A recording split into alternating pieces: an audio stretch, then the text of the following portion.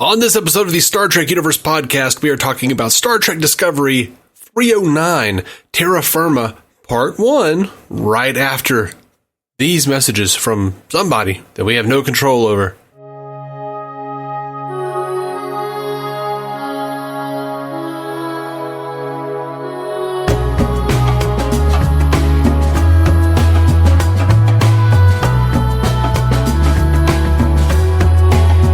Welcome to the Star Trek Universe podcast, the podcast where you get to listen in on the continuing Star Trek conversation that two lifelong friends have been having since they were 5 years old. My name is Matthew Carroll.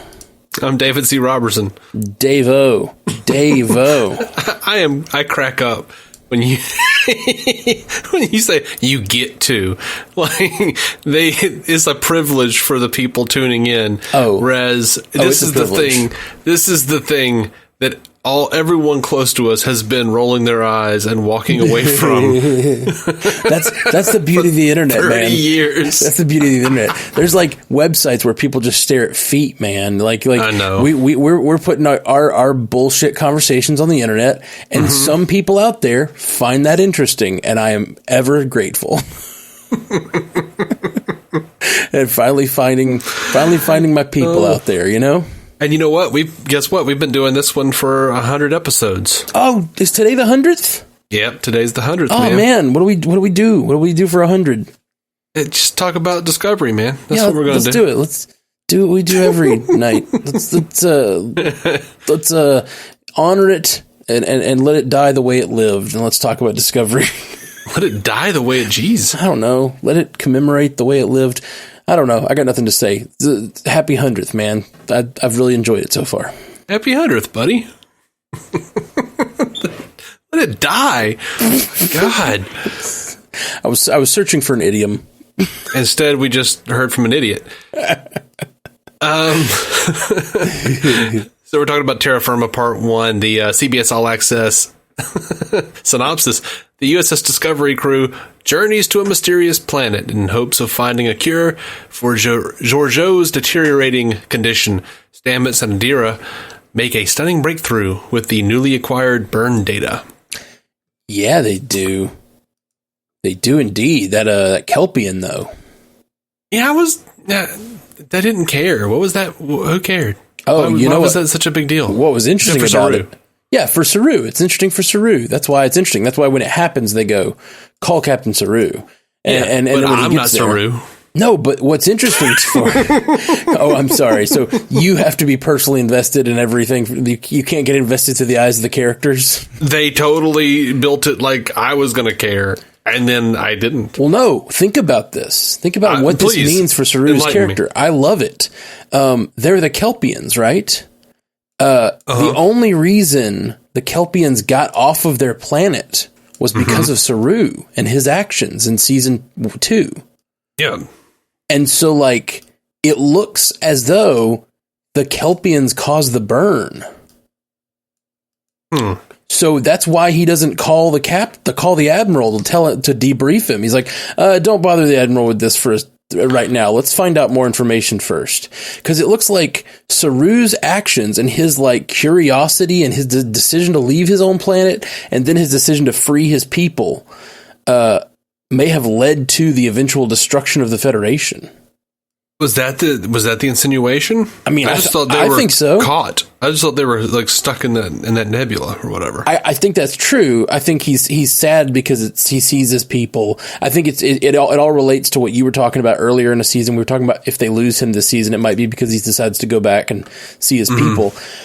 But, like, I don't know. If they don't go this way with it, I'll be kind of annoyed because, like, have a little self analysis, and you're the one who freed the Kelpians, and it looks like they caused the greatest, like, tragic event in all of, time, space, or whatever. Like, at least that's the insinuation in my mind, right? Because that's what they're looking for, the source of the burn. They found it, and it's a ship full of Kelpians. Yeah, I didn't think they were looking for the source of the burn right then. I thought they were just trying to find out what ship had the distress signal at the center of that nebula or whatever. Yeah, but the nebula is the source of the burn. Or maybe they just got caught in it. Right, but that's the whole thing. They're trying to discover the source of the burn, and they found at the center of it a nebula, and inside there's a signal coming out, and it turns out it's this Kelpian ship. Yeah, I guess I just didn't consider that they would be the cause. I just felt like they were victims of it. I think it's still up in the air, but I think that is, at least to me, that's what Saru was reacting to. Saru was like, "Oh crap." And even if he doesn't connect it to himself, like even if he doesn't connect it to his own actions, he's still like, did a group of Kelpians destroy the Federation? Like, I feel weird and conflicted, and his allegiances feel torn, and so he wants. That's why he's like, let's investigate more before we go report this. Mm-hmm. That makes sense. I didn't even think about that. I was just like, oh man, that's. Those poor Kelpians got stuck there. There is definitely that, too. In my head, I was just totally like, oh man, they were like the first victims of the burn. I wonder who caused it. It never occurred to me that, like, oh yeah, that was them. Like, I don't know. And that's the thing. It may not be, but I think that's definitely, like, that's what they're looking for, is the cause. And that's who's at the very center, but this little ship of Kelpians. And, like, Saru is so tied into that, they would probably not be there if it weren't for him. Right. So I just think that's super interesting. Okay. And the fact that he would decide not to, like, all the protocol he loves to follow, and how he hates when other people don't follow protocol, he decides not to debrief the Admiral. It seems to me for personal reasons. Yeah. So he's kind of breaking his own rules there. It's all interesting stuff for him. I liked this episode for him a lot. I liked seeing the alternate version of him. Mm-hmm. And Georgiou's respect for him is shown again in this episode. Mm-hmm. And his respect for Georgiou, like his sentence is huge when he says, like, I want you to know this may be the last time we ever see each other, and I just want you to know that I've learned as much from you as I learned from Prime Georgiou. Yeah, that's crazy. What? That's a crazy, crazy sentence. And, like, he doesn't mean you're as good a person.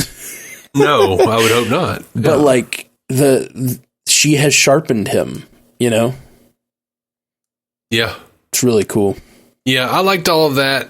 Man, I feel so bad that I didn't connect that it might be that they may have been the cause of the burn. God, I'm slipping in my old age. Well, I think it's forgivable because they're looking at this distress signal this episode. They don't even mention the burn this episode, but, like, I think that's the insinuation. But I may be wrong. I may be reading too much into it. It may be just he's sad because some of his people were trapped and died on this ship. Honestly, like, while I think that your explanation is the best way to go story-wise, I'm kind of hoping they don't do it. Just because I don't want to be wrong. I'd like the show to be worse so I can be right. You can't make an omelet without breaking a few eggs, Matt. What is the omelet in this analogy? What omelet are you building? An omelet of correctness for myself. It is the most delicious omelet. For most of my life, I've been creating an omelet of failure and disappointment. Oh man, you just gotta embrace the pancakes of being yourself. Diabetic, Matt. I can't have those pancakes. I'm diabetic, Matt. Pancakes is what got me into this mess. So many pancakes. So let's see. So yeah, I guess let's just kind of talk a little more about these other sort of side storylines. Sure. There's this little Adira thing that happens where she solves a thing, and that's all good. Or no, she fails at solving a thing. She like doesn't reinitialize the whatever. Damn. I'm trying. I even had it like in my notes. Stop saying her. Oh, Matt. Sorry. I accept responsibility, but I blame society. Adira continues, like she makes some mistake, and then she talk. Not really. Fuck me. Yes. Yes. Reveal yourself for the fake woke man you are. I have no illusions that I'm woke in this area. I'm trying to treat people how they want to be treated. Yeah. It's not a comfort zone for me. Yeah, no, I mean, I'm pretty forgiving. So many people have called me it all these years. So Adira is upset because Gray has not appeared lately, I guess. Mm-hmm. So there's that. But that seems very out of nowhere, that whole little extra scene. Just, I think it's giving us context to what's going on with that part of the situation, with Stamets and Adira. Yeah, it feels like they're kind of building a little family between Adira and Stamets and Culber. For sure. And that's nice. Yeah. Absolutely. But and it led to the next thing with the Kelpians, but that's pretty much the side stories. I guess so. That's pretty much it. I can't really think of anything else. Once they get on once Michael and Philippa get to that planet, it's all just her mission and then the mirror universe. Yeah. A couple of little things that go on, I guess, are that scene we talked about last week. They had the preview or whatever, where they're talking about that time agent, which was pretty awesome, and connecting it to the Kelvin timeline. It's great. I don't know how I feel about this character. What's the character's name who's being played by Cronenberg? I believe his name is Kovich. Okay. Interesting. That's the name of the main character on Altered Carbon. It's similar to it's Kovach. It's on Altered Carbon. Okay. Anyway, I loved the there's no way to save her. And then Culber says, a computer, what is the way to save her? And the computer's like, here. And it's just really great. It's like, this is a waste of time. There's no answer. And then the computer's like, here's an answer. Yeah, which it wasn't just the computer. It was it's the new Sphere Data supercomputer. The Sphere Data. I can never remember Sphere Data. It's the Sphere Data combined with they talk a lot about it this episode, which I love. I swear to God, every time I think about it, my brain says it's the smart ball. And I'm like, it's not a smart ball. Don't say smart ball. I fight myself every week to not say smart ball. Just embrace the smart ball. My hope is that now that it has escaped from my stupid lips. We've met BB-8. This is BB Great. Oh, God. Little smart ball. All right, so smart ball is connecting all the different databases from the future and the past, and even lost databases and all this stuff, which I liked all of that. I don't see why all that isn't being disseminated to all of the ships at this point. I mean, I understand why the Sphere data is not, but I don't understand why the other data is not. I kind of get the notion that maybe not everybody knows about it. Just like how they're not telling people that they're from the past or whatever, that's all classified. Oh, that makes sense. They're probably not going like, by the way, Discovery's computer is full of so much ancient knowledge that we should probably be worshiping it. I definitely think they really drove that home this week. How much this computer is now this supercomputer that is doing way more than any other computer has done in the past, and it is like a benevolent force, it seems. But Kovich questions that benevolent force, so I'm interested to see that. But also earlier on in that moment, right before he gets proven wrong, there's a moment where he talks about the temporal accords, and I thought it was very interesting. He says, "Oh, we can't fix it because of we can't send her back because of the temporal accords, which are ironclad." And I thought that was a really interesting sentence, which are ironclad. Yeah. Because something being ironclad, like in law, is one thing, but actually stopping you from doing something means there's some sort of enforcement mechanism. Yeah. Which makes me think there's some sort of time cop or something like that. You know, some sort of time agency that's preventing them from doing what they're doing or being able to travel through time. Of course, it didn't work for Discovery, so I don't know what that means. I don't know. That's interesting. Yeah, but at the same time, that made me think all that. But at the same time, he also is proven wrong like seconds later. So I don't know. I don't know what to believe about Kovic. Like how smart he seemed, like sort of this all-knowing Section 31 like dude. Yeah, and then now and then the computer like made a fool of him. Mm-hmm. Thought that was pretty great. Oh yeah, no, it was great. Do you think they're gonna?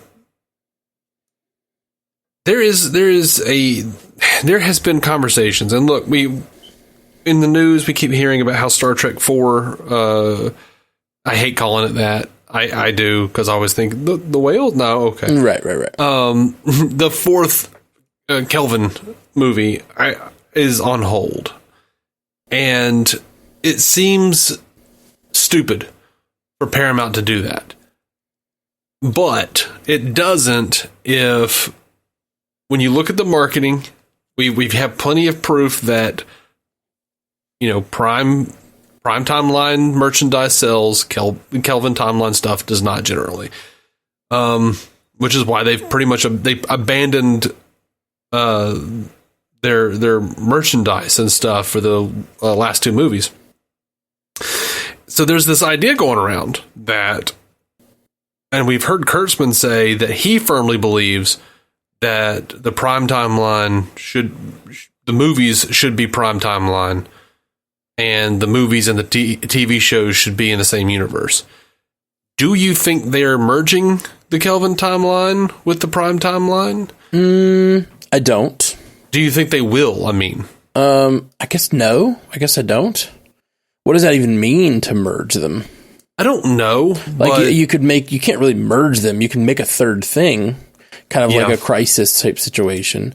Right. But that would no longer be either thing. So unless I guess you could bring the crew, Kirk and crew, somehow into the Prime Timeline, like maybe into the future of the Prime Timeline. And that could be interesting. Like what if, the entire crew gets jumped to like post-Picard era Trek, and like even get to interact with some of those TNG members, and now they're the young whippersnappers, and like we got their old ass TNG crew interacting with the new. That I could see a story like that. I don't think they're doing it. This is just all spitball, and I think that if anything, I think we've probably run a course on the Kelvin timeline, and we're probably going to get, if we get Star Trek movies again, they'll probably just be something new and different. Yeah, I'm just curious. Kurtzman had a big hand in creating the Kelvin timeline. They mentioned it here. It feels a little Chekhov's gun type of situation, like them bringing it up. I don't think it feels Chekhov's gun, because the thing about Chekhov's gun is it's a gun. Like it's a thing you see that means death and destruction. And the very opaque mention of the Kelvin timeline that you really have to be paying attention to catch is not a Chekhov's gun. Well, I mean, the Kelvin timeline for some has been the death and destruction of Star Trek as a franchise. Sure, but I'm saying like it's not. You know what I mean. In a storytelling sense, it's not. It's just not a Chekhov's gun. It's not like I don't even think most people. I didn't catch it the first time I heard it. I did not catch it. I heard mining vessel. It didn't even dawn on me they were talking about the what was it called? The alternate timeline created by an incursion, the incursion of a 24th century Romulan mining vessel. Yeah, I was trying to remember the name of the mining vessel. Narada. Okay, yeah, that's. I want to say the Nebuchadnezzar, which is from Matrix, and also the Bible, I guess. There's that. There's that. The Narada. So I don't know. I don't see it. I don't see that's their goal to combine them, because I don't think you can combine them. I think by combining them, you destroy both of them. Oh, I agree. But I kind of somewhat wonder if they haven't already. Like, if there's some sort of mechanism where they are going to go back and like show that they already did it somehow. I wonder if there's going to be more timey-wimey stuff, basically. Yeah, no, I mean, they're definitely, they conveniently, they said this episode, just be glad you missed the temporal wars. And it's like, conveniently, they skipped over those temporal wars that Enterprise let us know was going to happen. And that is very convenient. And unlike him saying that these temporal accords are ironclad this episode, it's like, okay, I guess they're just saying, like, no more time travel. It screws things up too much. There's no way to, like, do it without messing up and creating new timelines and creating paradoxes, and so we're just done with time travel, I guess. In Star Trek, at least at deliberate time travel. Right. Which should probably be best, narratively. Yeah, I agree. Time travel is... I love time travel movies, but it's really hard to tell a continuing narrative with time travel. Yeah, that I don't know. There, as much as I enjoy the bit in First Contact where Zephyr Cochrane is, I feel, being used as some sort of allegory for Gene Roddenberry of just, wanting money and women and fame. Like, I love the idea of Kovich basically speaking from Kurtzman's point of view, where he's just like, yep, we did the time travel thing. It was just confusing. Half the people think the prime timeline isn't a thing anymore. We're not doing that. It's ironclad. We're not doing that anymore. I love that idea. Yeah. That said, it's my bread and butter. I want to see more of that anyway. I want to see alternate timelines, and I do want to see the Kelvin universe. Yeah, I wouldn't mind. I think they could get John Cho, Kelvin verse Excelsior. Come on, y'all. I just think I'm a fan of a continuous universe. So I like that the Kelvin universe exists. It can be another sort of alternate universe they could visit from time to time. I'd love to see TNG era Kelvin verse episode or something like that'd be super fun. But and we've had this conversation many times. To me, it takes away narratively the beauty of having a connected universe is that things matter. And when you just start saying, oh, that's all alternate timeline stuff, things stop mattering. They stop mattering to the overall universe, which I like. That's why I like a tight, wet, hot continuity. Yeah, I don't necessarily agree, though. I like a connected universe, but also like a multiverse. Sure. And, like I said, that you can have a great one-off story, but like the beauty of something like Star Trek to me and the MCU are that they are one contiguous universe, and you can look back and say this thing that happened 7 movies ago matters to this moment. Like the character I'm watching now is remembering the same thing I'm remembering, and not just go, maybe that happened to this guy. I don't know. It might have. And like that is important to me. So yeah, man. Yeah. What else you got? Oh, well, okay. So I was trying to rush through these secondary plots to just get into the main thing, but there are a couple more things here. I really like the Saru didn't want to help because he says the needs of the many need to outweigh the needs of this one, but the Admiral does, and he has this great thing where he says, your crew member's drowning. If you let them, your crew will never look at you or the Federation the same again, and you will never look at yourself the same way. Yeah, that brought back some credibility for him with me. Right? Yeah. He said that, but he says I've made a lot of mistakes in my early career. I've screwed this up, and he says take this from an old salt. That's so good, man. That's such classic Trek stuff right there. Yeah, man, I dug it. It was, it was good. This whole season, by the way, has felt more like traditional Star Trek than anything else we've seen in this modern era. You know what? I disagree. I feel like it has felt more like Deep Space Nine, which is just my heart. It's still got an overarching plot like Deep Space Nine, but I'm talking about like the episodic nature of like but one episode. I agree. Deep Space Nine is, to me, that is classic Trek. Oh, okay. I guess I don't mean necessarily TOS, but even TOS, like the episodic nature of kind of what they're dealing with in each episode has felt a lot more like all the classic Trek, I guess. They've done a much better job of making it each episode feel like it has an arc, which I enjoy. Yeah. Except for this one, because it's a part one. But another thing we hadn't mentioned yet is Book offering to help. And Saru again turning to protocol. And then says he needs to wait for his moment to shine. I don't know. I feel like Saru is screwing up in some ways, like just deciding to always lean on protocol instead of, bending the rules when they need bending, Right. No, you take whatever intel you can get, man. Yeah. I agree. He says, we are the United Federation of Planets. That kind of hubris doesn't do well out here, Yeah, that kind of hubris doesn't ever do well in Star Trek. Quoting the line from the Emerald Chain Lady last episode. Oh, I know. But, to be fair. And no. Yeah. But to be fair, though, like, throughout Star Trek history, the hubris of the Federation has never worked to its advantage. Oh, yeah. Whether it be, a stuffy admiral getting, screwed over by Kirk, doing the right thing. Well, it's a tricky thing, though, because like, it's that just hubris, hubris could also be called pride, right? And that pride in there's a fine line between hubris and pride. Like, it literally can be, those two words can be used interchangeably in the right circumstances. And that pride in who the Federation is, in its idealism, is like what makes the Federation what it is, the true believers, The problem is sometimes that exact same thing can be its Achilles heel. And I love that they seem to be exploring that actual concept, and I hope they continue to. I agree. Like, because clearly that's not gonna work out for Saru.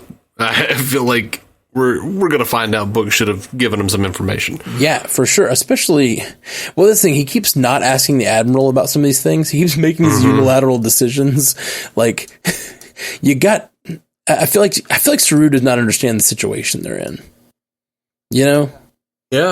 He's an older salt. Saru is proud of his station, and Saru seems like he's just not quite getting it.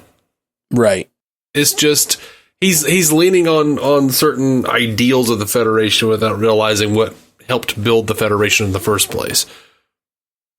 Yeah, or like, you need a dose to be a good captain. I think you need a dose of pragmatism with your idealism. And I don't think that he has that yet. And I think he's going to get it. I think he's working towards it, but I think he's going to make some mistakes along the way. And if he's actually hiding this Kelpian thing because he fears that, they caused the burn or whatever, that's going to be a whole different turn for him, I think. Especially if he's protocol on everything except when it relates to him personally. That's just corrupt, Absolutely. So those are all the things that happened that didn't really relate to the main plot of this story, which ended up being a lot, actually, now that I'm looking at how much we made it through there. But this idea that they're going to save Giorgio this episode, that's the thing. And I liked the fact they talked about it. She has the instinct to die in battle. Like, once they know they're dying, they just start looking for a battle. Like, do you want to put that back on your ship? You keep that on your ship? Best thing you can do is sedate her. And then there was a scene where she's trying to drink the liquid, keeps trying to pick up the cup and can't with her hand. That reminded me so much of Edward Scissorhands. You remember the scene I'm talking about? Yes, absolutely. I know the scene. Where he's trying to eat the peas with his scissors. Oh, that scene's always broken my heart. Yep. That whole movie breaks my heart, though. Oh yeah, for sure. It's like one of the saddest movies I've ever seen. Yeah, absolutely. Really is. Anyway, so they give her that moment, the Edward Scissorhands moment, but then she immediately turns it and like knocks something onto Tilly and kind of undercuts the whole sadness of the situation. Yeah, she's a jerk. She really is. Total jerk. Well, she's scared and she's hurting and she doesn't want to admit it, so. Yeah, exactly. That's the thing. It's like, she's an absolute jerk all the time. This is not new, but she's, she's lashing out, and she's a product of this environment that she's from, and it's and I think it's really interesting seeing her like having lived in this environment for a little while. Now she's going back, and you see sort of like what it means to be her, like how she's grown and how she's changed. You know. Mm-hmm. I like it a lot, and I love the goodbye that she gives to Saru and Tilly. She does some sort of goodbye to Saru, and then Tilly hugs her. Tilly says, "You've been good for me," weirdly. Yeah, that was fun. And then Tilly hugs her, and she just sort of pats her on the back uncomfortably. But there seems to be like a genuine look in her eyes, like she'll actually miss Tilly. Mm-hmm. Thought that was really well done, and like seeing that she's gone that far to the sort of sentimental, and now she's thrown back into the world of the Empire, you know? Yeah. The Terran Empire. And then we get down to the planet, which, what about this guy in the chair, man? What's up with this chairman? Chairman. We don't know this planet from any previous Trek, do we? I don't think we do. If I didn't notice it. I don't think so. I can do a quick search on it. Sure, I guess. Danis 5. What's that? Yeah, what's that alpha memory alpha have to say? I don't know. It's from this episode. Okay. I just didn't know, like, this being that they encounter. I was curious if it was from a previous Trek. It made me think of Q. I feel like, of course. I saw so many people saying that. So many people said, I saw one guy say specifically, I wonder if Carl is spelled Qarl. He also says the word Q in a really weird, he says like Q, I forget what he says. He says some word that has the syllable Q in it, and he puts a lot of stank on the word Q. Or the letter Q or something. I don't know. Oh, I didn't even notice that. He says like cubic or something like that, but it says like cubic. He said it real. I was like, you giving us clues, man? He does look like the Q tend to show up. You know, like, I'm going to show up as a person from Earth's past. Yeah. And yeah, I mean, it seems like he could be a Q. I hope he is. I hope he is. Why would it be? Well, you know, whatever. Like, maybe that's the thing that this computer knows. Maybe they know that there's a Q that lives on this planet and likes to be visited and help out random people or whatever. I don't know. Yeah, I don't know. That's why I was thinking that it might be someone from previous Trek, because the computer, the sphere data knowing this planet had some sort of being on it. I just thought maybe that was from the sphere data. So do you think this is all in Georgiou's mind, or do you think, because she's clearly, if she has actually gone back in time to her universe, like, she is probably this is creating another timeline. It would be, yeah. Because she has changed shit. Yeah, no, I don't think it's real. She didn't really change anything until the end there. She killed Stamets. I think that's what was supposed to happen. No, it wasn't. Are you sure? Because in the prime timeline, he that's right. Up, you're right. Switching on Lorca. You're absolutely right. Or but not the prime timeline. Make sense, though, because the original reality. If this was how this all went down before, then he would have tried to kill her. Did she imprison him and have him working for her after he tried to kill her? Or yeah, that would be weird if this is how all that went down before and he was still working for her at the palace or whatever. I mean, if they somehow saved him from bleeding out all over the place, I don't know. Yeah, I don't know. Now, Memory Alpha says that is different. Okay. Yeah, and definitely at the end, she says for a fact she's deciding to change things by not killing Burnham. But yeah, so it says, according to what's past this prologue, Mirror Stamets was initially a member of Lorca's coup, but ultimately betrayed him to Georgiou and was still alive and active aboard the Charon 2 years later. This episode, Howard depicts him as remaining loyal to Lorca and even making an attempt on Georgiou's life before being killed on the spot. Okay. So it's different. So I think it's all in her head, personally. I think it's all like this being seems like it's testing her, which also makes me think Q.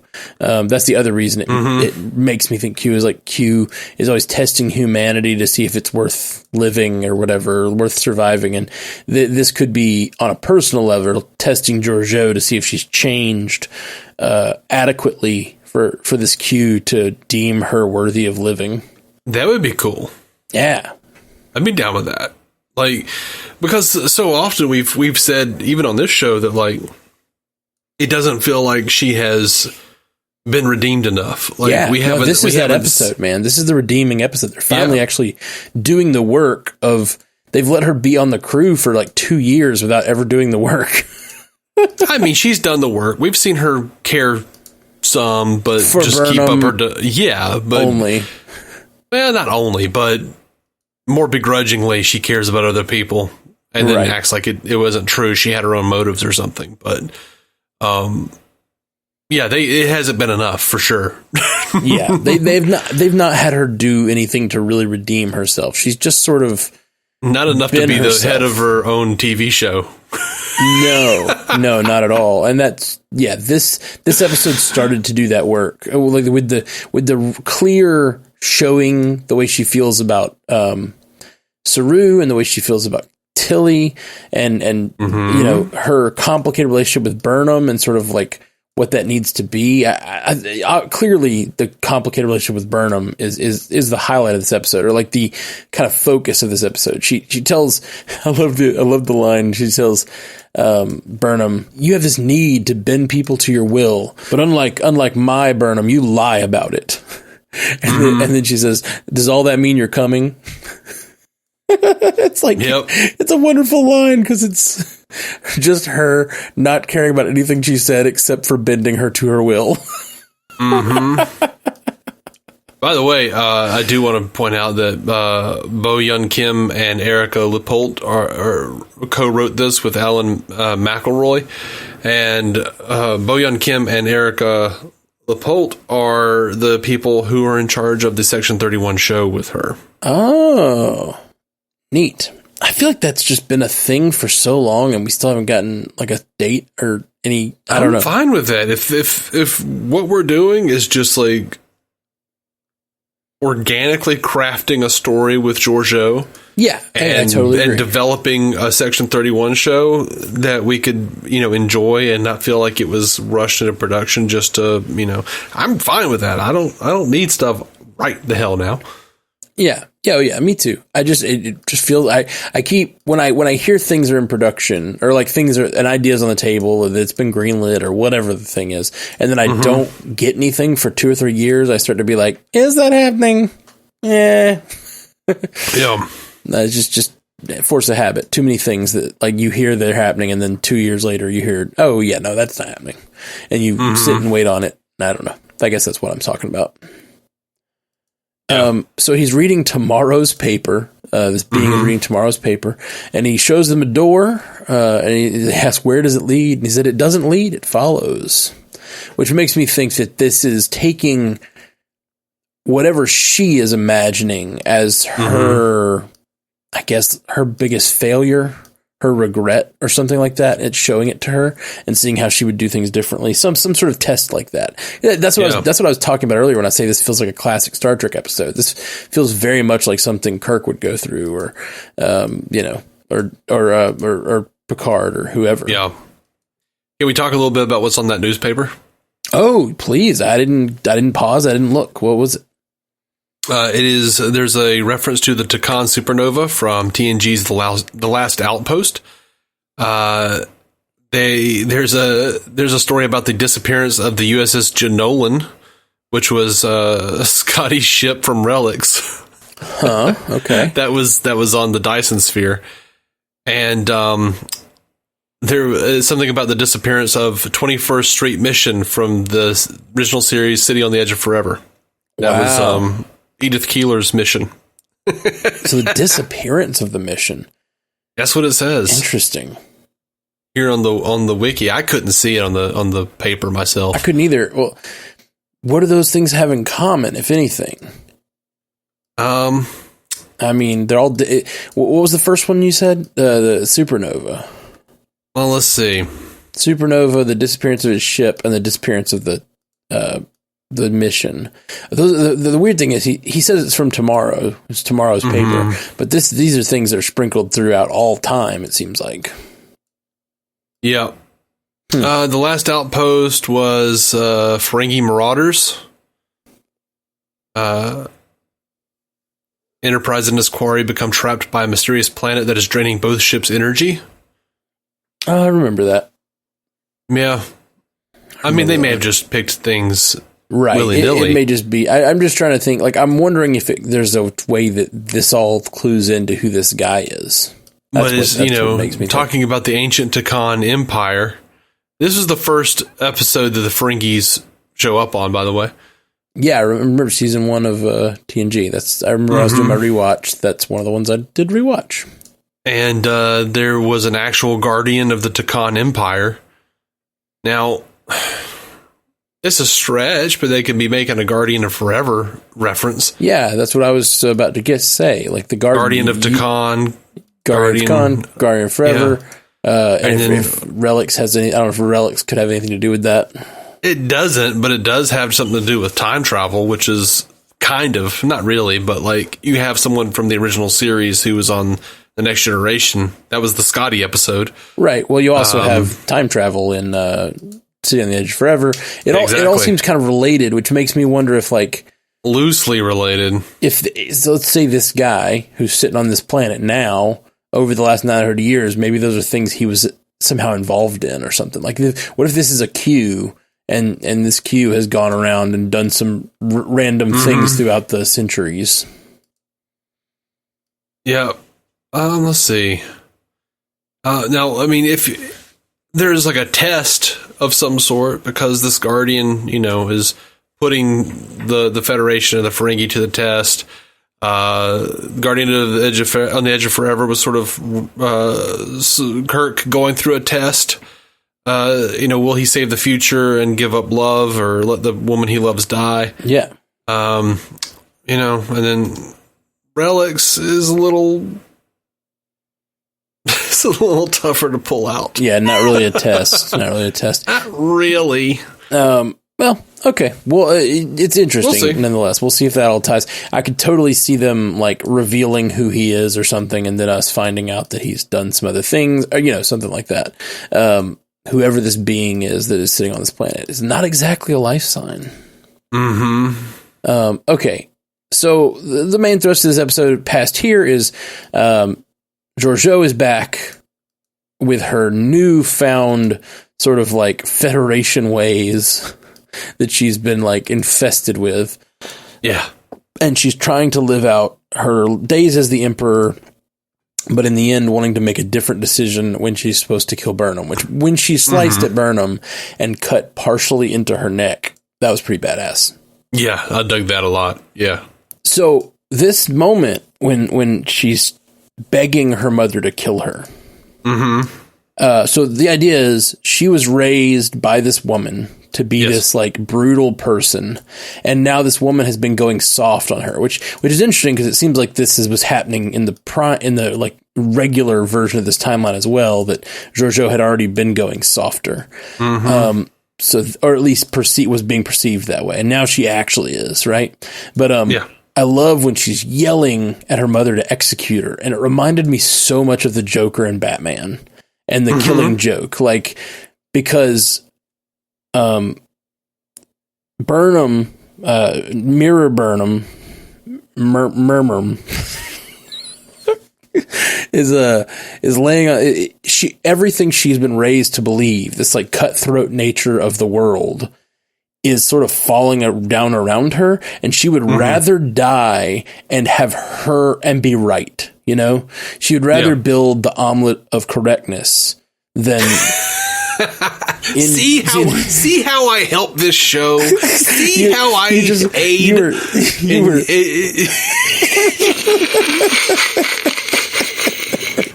You were you ever just get down on your knees and thank your lucky stars that you have access to me and my dementia? I made a wonderful callback to your thing, and you're taking credit for it. I know. And also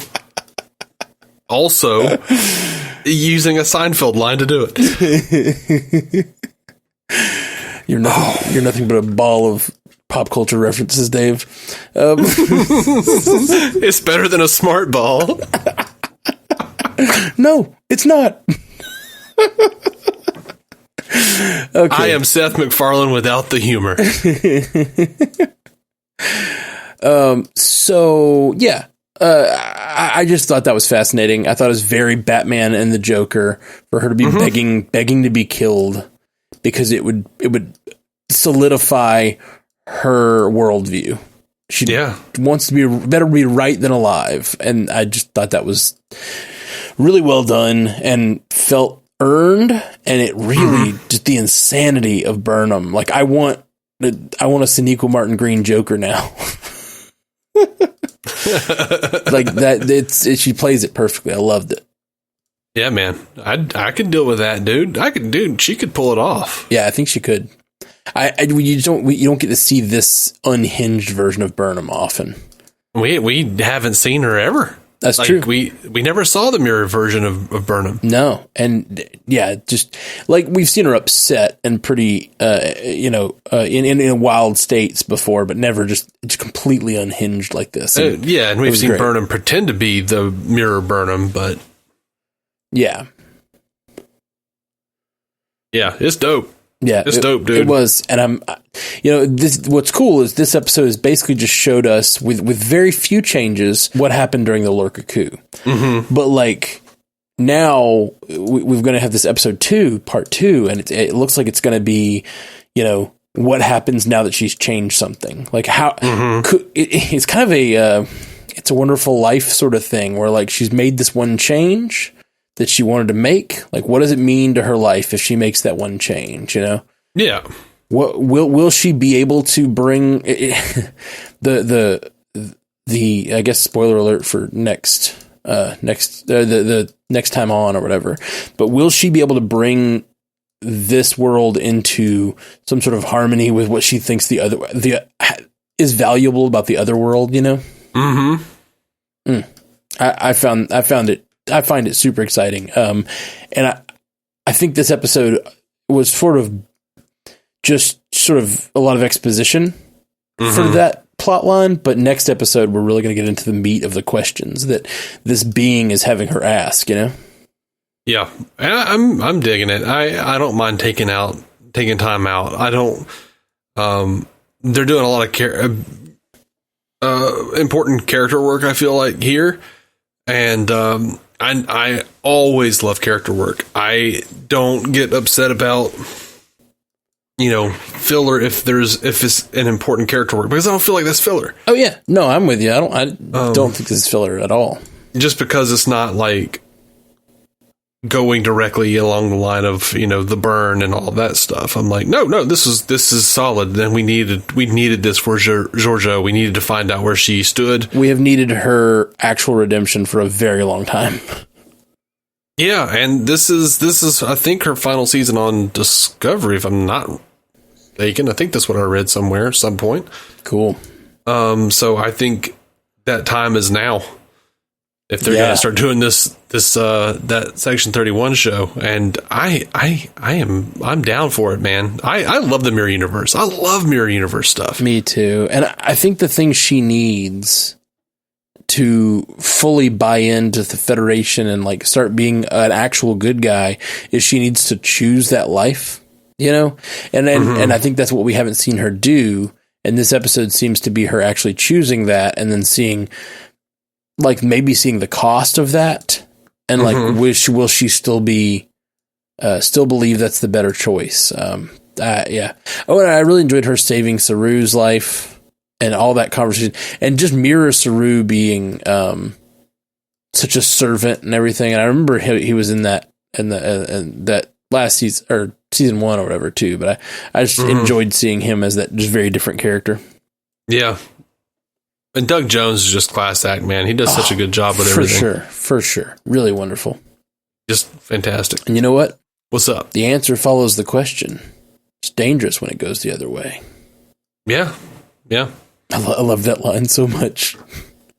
It's like the wisdom of a wise old being, and like just sort of spitting something that seems almost nonsensical, but is clearly not. Like, it's actually very practical advice about paradoxes and stuff, like, and time travel. And God, I loved it. Yeah, man. It's dangerous when it goes the other way, but it, like, in such plain speech, you know. This is my kind of episode, man. I liked it a lot. Yeah, man. I did too. I enjoyed it. There has not been an episode this season yet that I haven't been like fully on board with. So I agree. And, you know, I'm excited this is episode 9. I'm excited next week's episode, 10, and that's going to wrap up this Terra Firma storyline. And then we're just going to have 3 more episodes to wrap the season. And I'm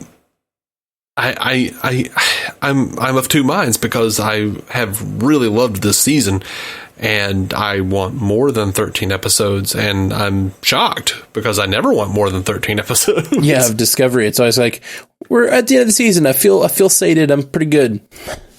Yeah, I mean, well, for any show, I generally go 13. They could have done it in 8. There are just so many shows, and especially now there are so many shows. Mm-hmm. Yesterday, upped the ante. Right. Oh my gosh. Gave me so much Star Wars homework. Yeah, for sure. Have you been watching The Mandalorian? No. Oh, it's good. Mandalorian's good. I jumped into The Mandalorian. Part of me wanted to go back and watch all the other stuff I haven't seen, like Clone Wars and all that. And I tried. I just couldn't get into it. And I was like, you know what? I'm just watching Mandalorian. And it's been good. And I don't feel like I need anything else. And over on Star Wars Universe Podcast, our little sister rival show there. I'm just kidding. There's no rivalry. Yeah, But they're doing some primers where they just do like, this character showing up on this character showed up on Mandalorian, this is who they are, and we're going to give you like a quick episode primer on who is Ahsoka or whatever, and who is this, and who is Bo-Katan, and who is it's neat. I'm excited for those episodes. I was talking to our listener and my friend Jason Smith, and I was talking to our listener, the one. Just full stop. No. My friend and our listener Jason Smith. Yes, I know him. Put it that way. You know him. Yes. And he was like, "Oh man, so much Star Wars, so much Marvel," And I think he was feeling about Marvel overwhelmed like I was about Star Wars. And I was like, man, I'm just so overwhelmed with all the Star Wars stuff.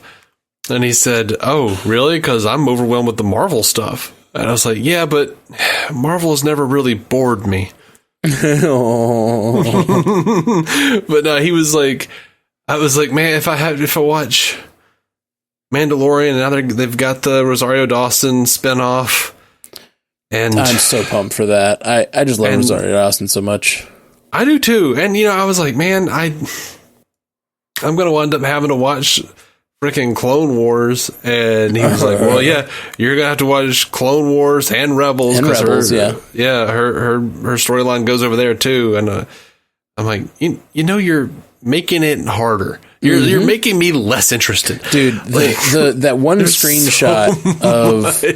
That one screenshot of the head of whatever Disney, or the head of Star Wars, I don't know who I didn't watch that one, so I don't even know who it's going. Anyway, It's like them standing in front of a board with all the shows they have coming, and it's like 15 shows, and they've only got one on the air right now. Like, it's such a big like swing, like such a big call your shot moment. Similar to what they did 6 years ago with the El Capitan Theater for Marvel, where they were like, here's our next 6 years of movies, and then they tried to execute that. Did you see the Patty Jenkins thing? Which thing? Where she is like skating and talking about being a fighter pilot, and then goes the Rogue Squadron trailer. Yes, okay. Yeah. So basically, at the end of this Jason Smith conversation, I'm like, yeah, I'm out. I'm not watching Star Wars. I'm probably never going to watch any of this shit. I can't do it. There's too much stuff. Still haven't watched Rogue One. I think you just need to get yourself into the mindset of, I just watch Star Wars I want to watch. Right. And I'm not that person. I never have been either. I've always been a completist, but I now am that with Star Wars, and I'm pretty happy with it because you just can't be a completist with everything these days. Like, you got to pick your battles, pick your maybe things you're going to be the biggest fan of, maybe, right. And maybe one day you'll have time to go back and watch everything and start. But like, I just think if I could just get done with this damn Netflix Marvel shit. Even with that, like, I love that stuff, but I would say pick your battles with that. Like, if you want as the Marvel Cinematic Universe podcast guy, I give you full. I absolve you of your sins of skipping Iron Fist. It's too bad you're not an authority over my completist nature. But no, I told Jason, I was like, man, I don't think I'm ever going to watch any of this stuff. I mean, who knows? I was playful about it, though. I was like, I said, man, and I said, this is me today. Who knows? Maybe tomorrow, a mood will strike me down, and I shall become more powerful than you ever imagined. And then I sat down and I was kind of screwing around, just kind of looking at some of the stuff that came out. And I had not watched the Patty Jenkins teaser thing yet. Mm-hmm. And I'm like, okay, well, I'll see this. And she's like skating along, talking about like waking up to like go watch her dad take off and oh my God. And then she talks about how he lost his life and how she's been wanting to make a real fighter pilot movie. And then like when she puts on that flippin' helmet, and that, like, I had a tear in my eye as she's, like, walking towards the freaking X-Wing. Yeah. And I texted him immediately. I'm like, just saw the Patty Jenkins thing. I think I'm back. Like, it's so little. It's so little to pull me back in. Like, I don't know. I think it was the dad thing. Yeah. That's a really beautiful little vignette there. Yeah, so I don't know. We'll see. It's not a priority. It's never going to be a priority as Star Wars. So my wife is current on Mandalorian, and I have not watched it with her. And I was really psyched for it. And Jason also even pointed out to me, like, dude, you like westerns, you're gonna dig Mandalorian. That's probably true. Like every complaint my wife has about Mandalorian makes me want to watch it. What are her complaints that make you want to watch it? It's too slow. It's too boring. And I'm like, that's what you say about westerns. That's what you say about Citizen Kane. This sounds like it's perfect for me. Yeah, we watched the trailer to Mank, about the writer of Citizen Kane, and she was just like, that looks gorgeous, but boring. I am not watching that. And I was like, man, that's all I want to watch right now. My problem with the first season of Mandalorian, and I've really enjoyed the second season, but my problem with the first season is I didn't feel invested at all. And like, Baby Yoda's real cute and all, but like, yeah, it's been like the biggest detriment to me is seeing that shit all over social media. Baby Yoda's real cute, but it just doesn't make me love the character of either of these characters. So like, I find myself, like I felt this way in the first episode, and it kind of never went away for the whole first season. Was like the only reason people love this is because it's Star Wars. You know what I mean? Like it really took me a whole season. Like the last couple episodes of the season, I finally was like, oh, I'm starting to get the Mandalorian's character and care about him as like his own thing, and not just like, I felt like everyone else. I felt like most of the people that I know who absolutely loved the first season were like, it's amazing. Did you see they reference this or that? And I'm like, I get why that's cool, because I watch Star Trek and I have the same feelings when they do that on Star Trek. But like, I'm not a big Star Wars fan, so like none of that really. I just don't care. I just don't care about it. And like, I found myself in that first episode just being like, I just don't care. I think like a big part of the problem is you never see his face, which is very cool and experimental. But like he doesn't take his helmet off is a big part of the show. That's part of his religion is he doesn't take his helmet off. And so like, probably stinks in there. I'm sure it does. But it's really hard to connect with that character. But I guess if you grew up on Star Wars and Boba Fett toys, then it's like that helmet means everything to you. You know what I mean? I don't know. Yeah. Maybe I'm crazy. I don't know. Some people, I'll think I am. watch it one day. Yeah, it's definitely worth a watch. And season 2, I've really enjoyed. Once I got to where I did care about his character, I think I saw like maybe it was Movies with Mikey or someone did a like an essay on it and why it's so good, and actually like really kind of won me over. Honestly, like I honestly like the Clone Wars and Rebels have been so lauded by fans of Star Wars. And, you know, Jason Smith was telling me that he feels like Star Wars works better as television than it does as a movie. And, you know, I haven't watched Rogue One. I haven't seen Solo, and I haven't seen Rise of Skywalker. I need to get to those things as well. And, but The Last Jedi was my favorite Star Wars movie, so I don't think I'm a real Star Wars fan anyway. Yeah, we're not the same kinds of Star Wars fans. You made that really good joke about like, you know, strike me down and I'll fall. Right. Like, it's really good. Like I know Star Wars pretty well. It's just it was never my fandom, and it's just really funny when I talk to people and like I was in the car with my my bandmates and they all like Star Wars. I feel like Star Wars is. There's a lot more casuals of Star Wars. There's a lot more filthy casuals that just like Star Wars because it's laser fights. But that's not who I am either, though. No, I know. So even things that I'm not really that into, I know more than you. Well, maybe. Not everyone, but generally. It's just. But I thought it was really funny. We were talking about we were in the car. Going to a gig or whatever. And my friends, my bandmates are all like, yeah, it's really cool. It happens like, and they start talking about the time period that it happens in, and they're saying it happens before A New Hope, Mandalorian. And I was like, no, did you not catch the conversation about how Imperial credits are no longer worth anything? And I was just like, went on this whole spiel about all the reasons, all the little like hints that they dropped in the first episode as to where it's placed in the timeline. And my bandmates were like, we thought you weren't a Star Wars fan. And I was like, I'm not. Yeah, dude, I hear that all the time. Like, we had an 80. I was just talking to somebody.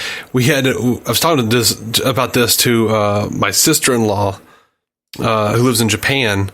We were just talking, and I was talking about how, like, I'm not a Star Wars fan, but I did beat my other sister-in-law at Star Wars trivia. And I didn't win that night. Someone else won.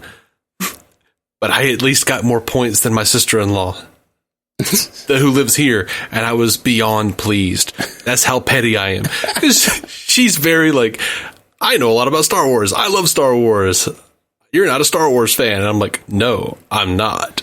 Yeah.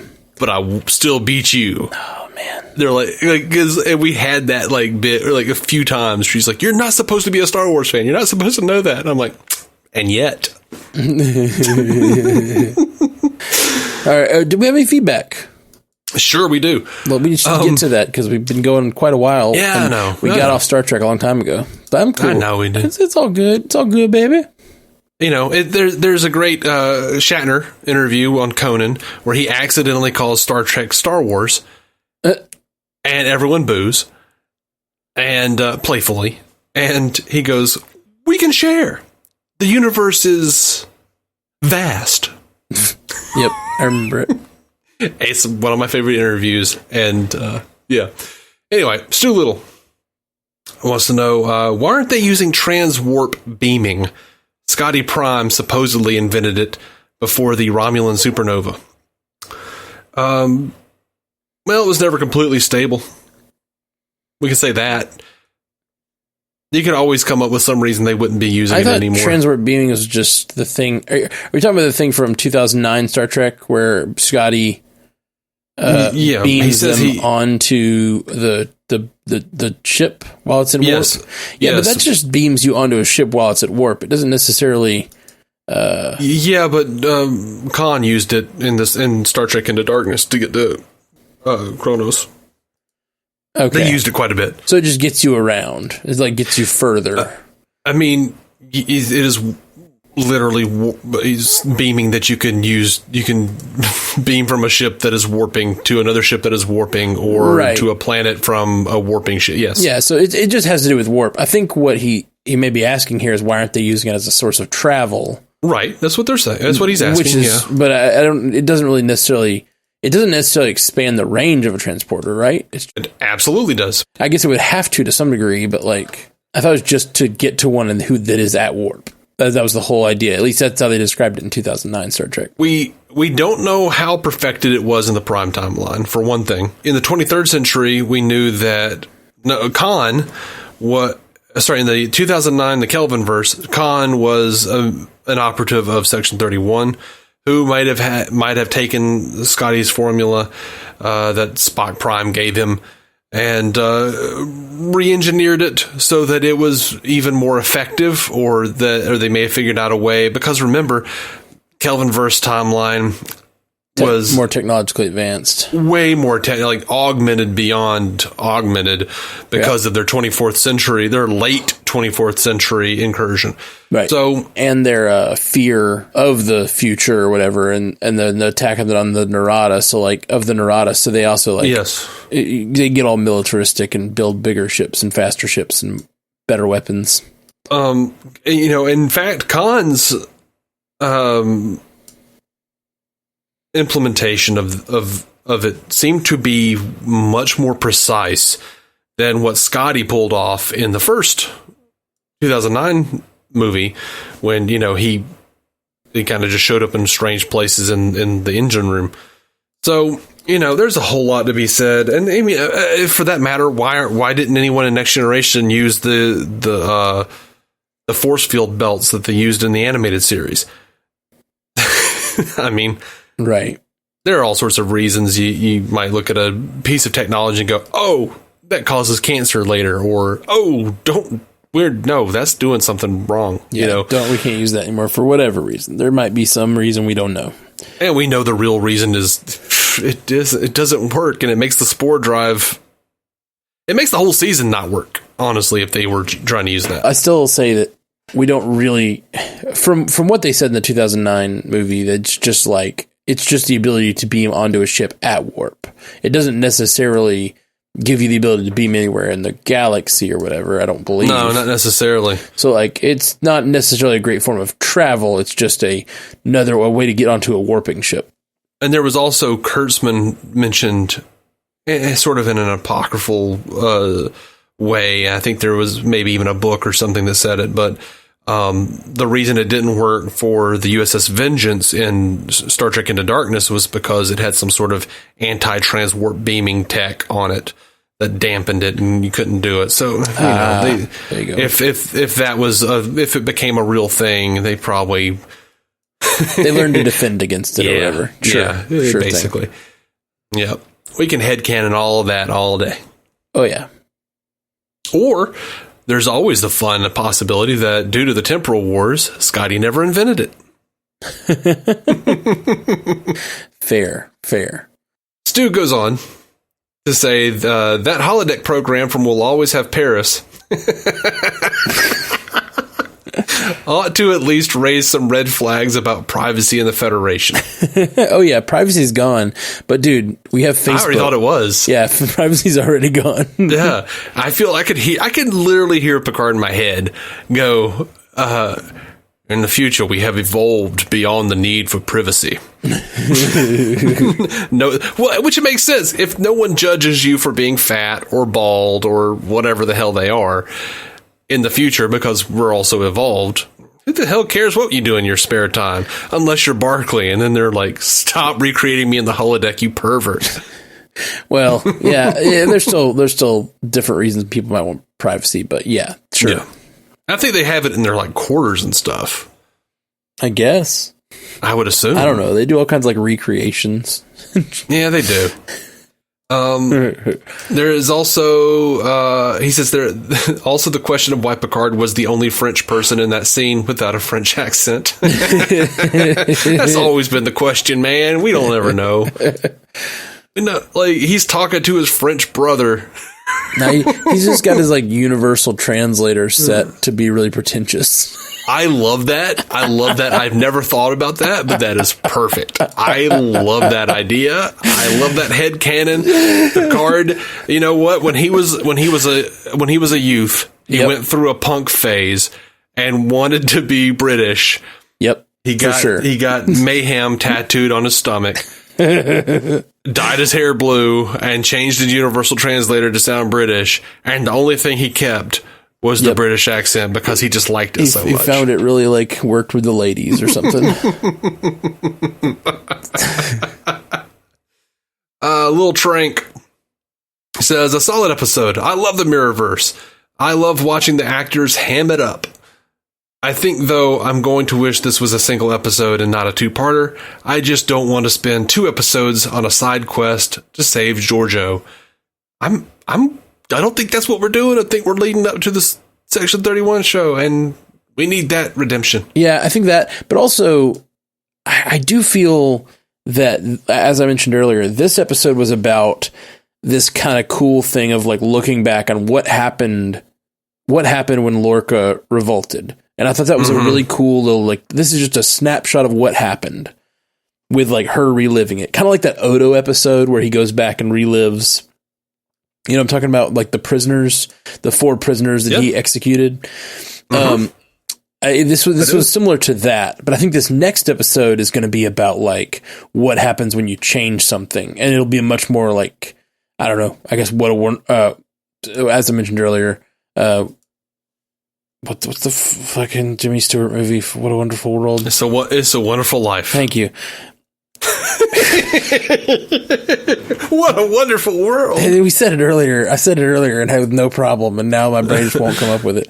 It's like, I think we're gonna get that more like It's a Wonderful Life feel, where she's changed something. What does that mean? And I don't know. Are we gonna get? Is it still gonna be cutting back and forth between the ship and her like weird side quest thing? And what's the balance going to be like there? Who is this being? That's the stuff I'm interested in. So I still feel like there's a lot to tell here, but I guess I see where he's coming from. But if they had just done her side quest and not done anything else, they could have fit it all into one maybe, but they did a lot of other little things this episode. Yep. Little Trank also says, it looks like Giorgio has created another timeline. I'm not sure how this is going to cure her problem. Well, if it's a test by a Q. Maybe by destroying / rewriting her timeline, she will fall into phase with the Prime timeline. And that dude is the hat. Dude with the hat is a Q, right? Yeah, man. I think so. Or at the very least, like a Trelane type of character who may or may not be a Q, depending on what, extended universe novel you pick up. Either way, weird god figure. Dude, current Trek doesn't really leave a lot of room for extended universe, fan wank. Because they just kind of throw it in themselves because all the writers are fans. So, right. It's probably going to wind up being a Q. And I would imagine it is not another timeline. I like Matt's theory that is the test. It does feel very Q. It feels like a test. And the fact they keep jumping back and forth between that, this test that she's going through and the ship make me think it's all in the same timeline, because I feel like if they had actually, I don't think she's created a new timeline. I think it's just for all intents and purposes, a simulation of what would have happened. But who knows? I don't know.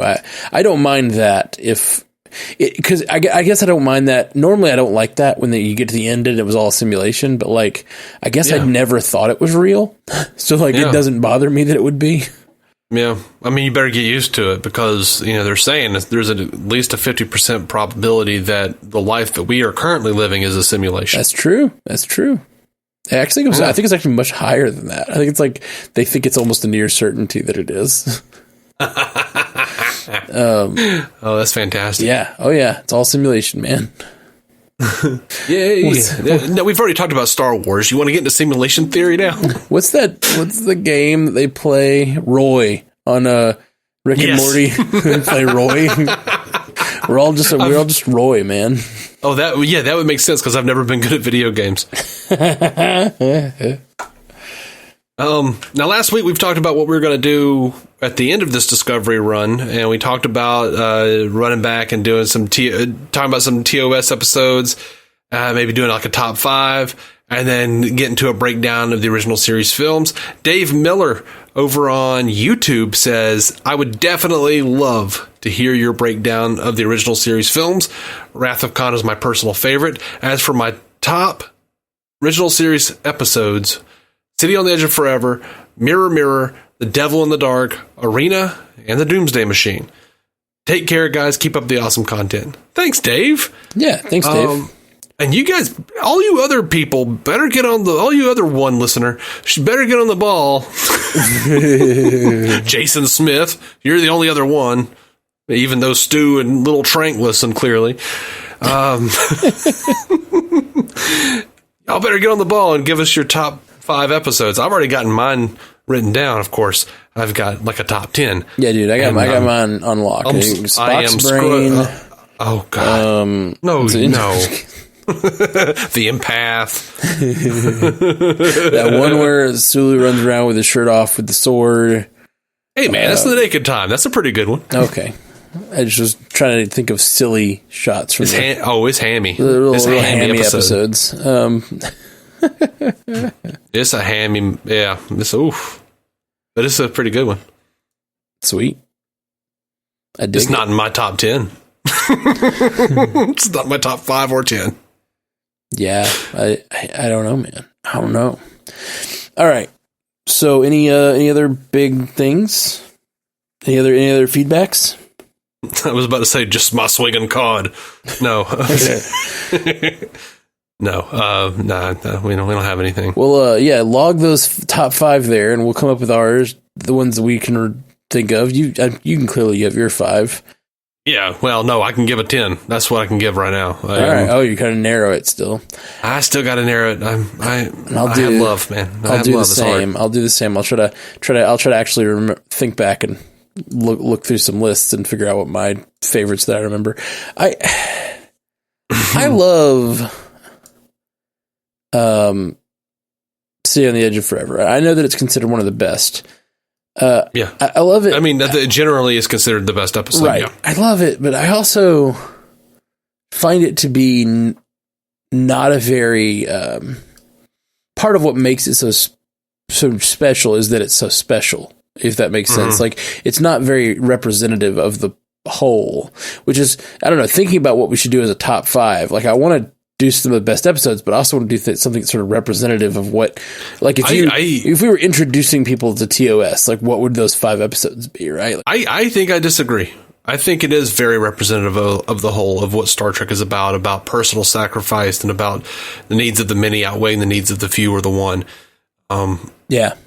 And I think Edith Keeler is a perfect representative in her time of what the Federation stands for and what the ideals of Starfleet and the Federation are, and I think she would approve of their decision to let her pass for the good of mankind. And I don't know. I think it does represent the overall philosophy of Star Trek. Yeah, very well. I agree with that. I don't disagree with that philosophy side, but I guess I mean like the actual more like the bones of the episode, like what's going on? I mean, Bones was in it. Yeah, but he's not the Bones we know, you know? We were both going for the same joke. Murderers! Assassins! So very different bones in that episode. All right. Anyway, well, that's about all from us, I guess. Yeah, man. Thanks for listening, everybody. Man, we are hitting like an hour. I'm looking. It's like we record these things in the middle of the night most of the time. It's like 1 a.m, and we're at an hour and a half. I'm like, dang, that's 2 weeks in a row we've hit near an hour and a half. I'm just enjoying these episodes. I'm enjoying chatting about them. Yeah, man, I am too. And we went off on a Star Wars tangent, and that's okay. That we did. Hope you guys enjoy the 20 minutes of Star Wars discussion in the middle of the Star Trek We're episode. talking about how we don't like Star Wars. We don't like it, but we know way more than we want to. Mm-hmm. I've literally got a Luke Skywalker action figure like a foot away from me. All right, you just have a problem. I do have a problem. All right, Dave. Thanks for doing the cast with me tonight. You guys have a good one. Joel on True. Cake is eternal. I'm going back to that. Thank you for listening to the Star Trek Universe Podcast, a Stranded Panda production. If you'd like to hear more from David C. Robertson, check out the DC On Screen podcast or maladjusted.tv for his web videos. If you'd like to hear more from Matthew Carroll, check out the Marvel Cinematic Universe podcast or listen to his music. Just search for Matthew Carroll anywhere you get music.